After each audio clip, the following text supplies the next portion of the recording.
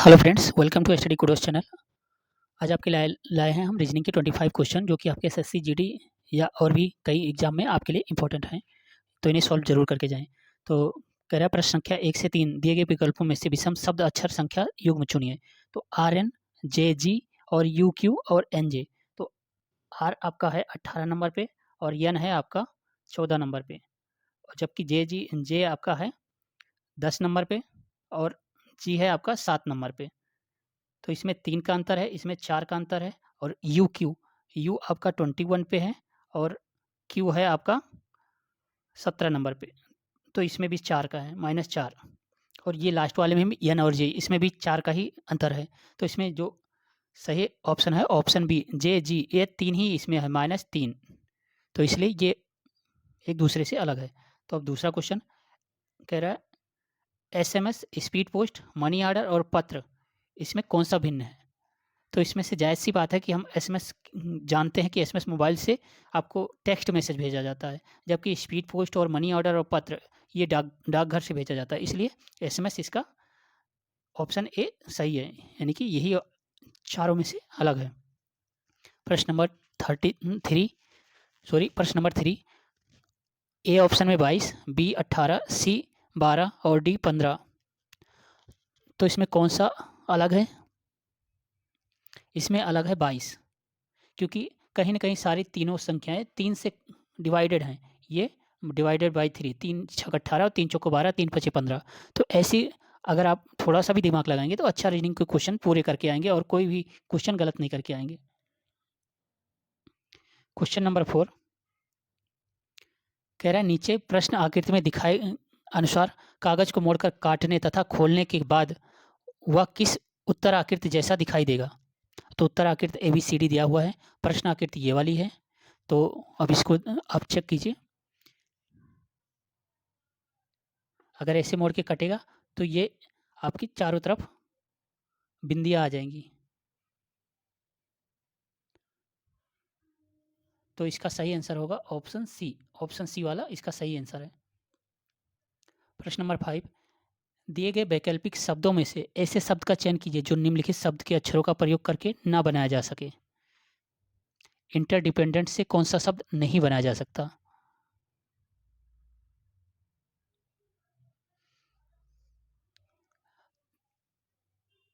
तो इसमें रिपेंट बनाया जा सकता है, डिपेंडेंट बनाया जा सकता है, डिपेंड भी बनाया जा सकता है, पर रिट्रीट नहीं बनाया जा सकता। तो ऑप्शन बी इसका राइट आंसर है।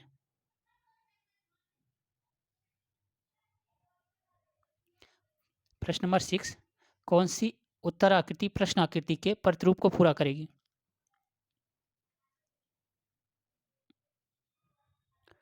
तो इसका सही ऑप्शन है ऑप्शन सी।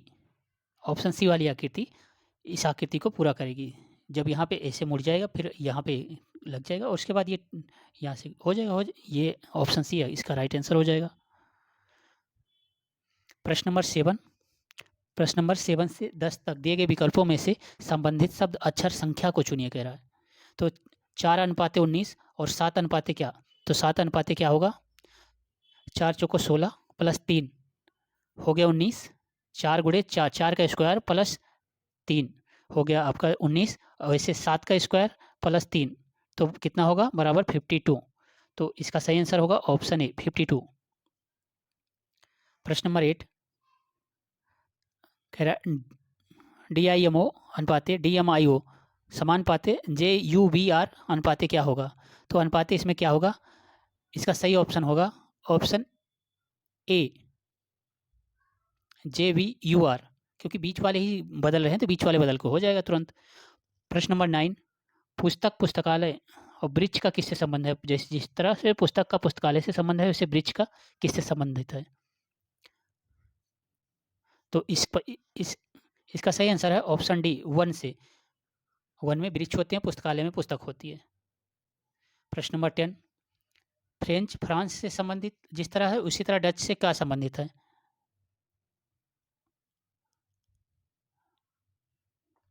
इसका सही ऑप्शन है ऑप्शन डी, डच हॉलैंड से संबंधित है। फ्रेंच फ्रांस के निवासी हैं और डच हॉलैंड के निवासी हैं। प्रश्न नंबर 11 यदि 2 = 0, 3 = 3, 4 = 6, 5 इजकल टू 9 हो तो 7 इजकल टू क्या होगा?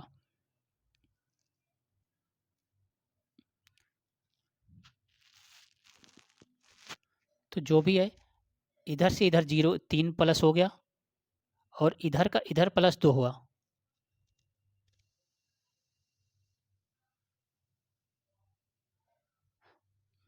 तो लास्ट में 9 है। अब 9 प्लस 3 होगा, तो 9 प्लस 3 होगा 12।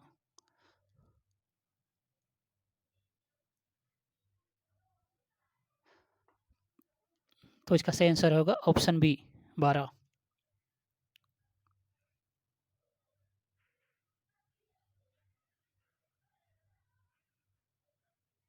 प्रश्न नंबर 12 कह रहा है कौन सी उत्तर आकृति दी गई आकृति की सही प्रतिबिंब है, सही दर्पण प्रतिबिंब है?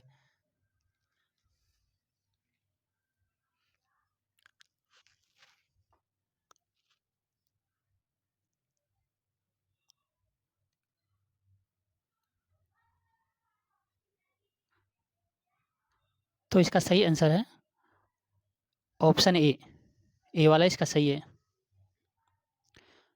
प्रश्न नंबर 13 कौन सी आकृति उत्तर आकृति दूध बकरी गाय मुर्गी के बीच सही संबंध दर्शाता है? तो इसका सही ऑप्शन हैगा ऑप्शन सी, क्योंकि दूध गाय भी देती है और बकरी भी देती है, तो छोटे वाले दोनों हो गए गाय और बकरी, बड़ा हो गया दूध, और मुर्गी अलग से है, मुर्गी दूध नहीं देती, अंडे देती है। प्रश्न नंबर 14 यदि भाग को गुणा के लिए और गुणे को माइनस के लिए, माइनस को प्लस के लिए और प्लस को भाग के लिए प्रयोग किया जाए तो 48 प्लस 6 माइनस 12 भागे 2 प्लस 10 इक्वल टू क्या होगा? बोडोमॉस के नियम के तहत नहीं बल्कि क्रम के अनुसार हल कीजिए, इनको बोडोमॉस में नहीं हल करना है। तो इसका चिन्ह बदलेंगे तो 48 भागे 6 हो जाएगा, प्लस 12 हो जाएगा, गुणे 2 हो जाएगा, भागे 10 हो जाएगा। तो इसका सही आंसर आ जाएगा लास्ट का 4, ऑप्शन डी इसका सही हो जाएगा। प्रश्न नंबर 15 यदि स्टोव का कोड ई वोट से है और कैंडल का कोड एलेंडाइट से है हो तो रिपोर्ट का कोड क्या होगा?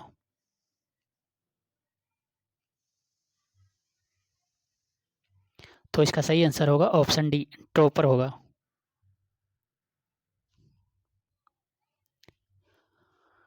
प्रश्न नंबर 16 इस प्रश्न में दिया गया कौन सा विकल्प निम्नलिखित शब्दों का सार्थक क्रम होगा?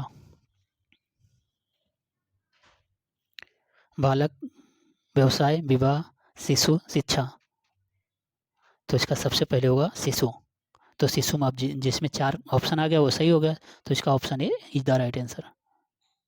प्रश्न नंबर 17 एक पुष्प विक्रेता के पास 133 गुलाब थे, उसने उसमें से 5/7 बेच दिए, उसके बाद कितने गुलाब शेष बचे? तो इसका सही ऑप्शन है ऑप्शन डी। अगर मैथ नहीं आती तो रीजनिंग के भी क्वेश्चन नहीं आएंगे आपको, तो थोड़े प्लस माइनस गुणा भाग तो आना ही चाहिए। प्रश्न नंबर 18 कह रहा है वह आकृति चुनिए जिसमें प्रश्न आकृति छुपी हुई है।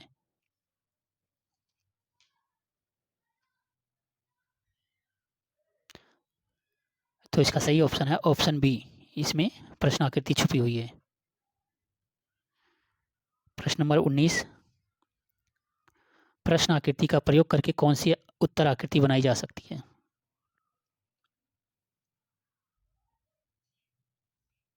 चेक कीजिए कौन सी उत्तर आकृति बनाई जा सकती है। तो इसका सही ऑप्शन है ऑप्शन ए, ये वाली आकृति बनाई जा सकती है।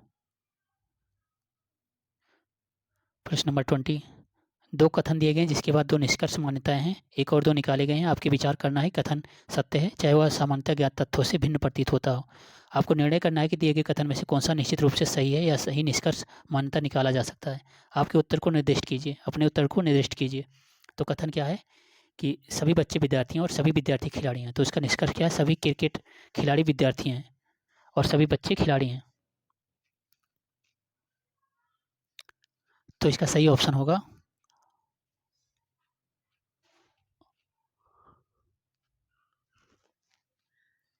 केवल निष्कर्ष 2 निकलता है, सभी बच्चे खिलाड़ी हैं। प्रश्न नंबर 21, एक शब्द केवल एक संख्या समूह द्वारा दर्शाया गया है, जैसा कि विकल्प में से किसी में से दिया गया है। विकल्पों में दिए गए संख्या समूह अक्षरों के 2 वर्ग द्वारा दर्शाए गए हैं। जैसा कि नीचे दिए गए 2 आव्यूहों में आव्यूह 1 स्तंभ और पंक्ति की संख्या 0 से 4 दी गई है और आव्यूह 2 को 5 से 9 इन आव्यूहों के एक अक्षर को पहले उस पंक्ति और बाद की स्तंभ संख्या द्वारा दर्शाया जा सकता है तथा पी को 56 68 8 द्वारा दर्शाया जा सकता है। उदाहरण के लिए डी को 00 12 8 द्वारा दर्शाया जा सकता है तथा पी को 56 68 8 द्वारा दर्शाया जा सकता है। इस तरह से आपको शब्द फायर के लिए समूह का पहचानना है। एक बार इसे स्क्रीनशॉट ले लिए क्वेश्चन और आंसर को, फिर आगे बढ़ते हैं और इसका सही आंसर बताते हैं। ठीक है, अब आगे बढ़ते हैं, इसका सही आंसर बताते हैं। प्रश्न नंबर 21 का सही आंसर है, इसका आएगा 02 03 57 01, तो ऑप्शन ए इसका सही आंसर है। प्रश्न नंबर 22, 5 मित्र एक पंक्ति में दक्षिण दिशा मुँह करके बैठे, उनमें मोहन बालू और राजू के बीच में है। राजू परवीन के ठीक दाईं ओर है, इसी तरह अमित बालू के दाईं ओर। तदनुसार सबसे दाईं ओर कौन बैठा है?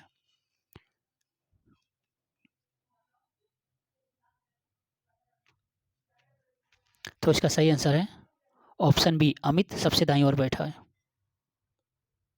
प्रश्न नंबर 23, प्रवृत्ति को देखते हुए लुप्त संख्या ज्ञात कीजिए।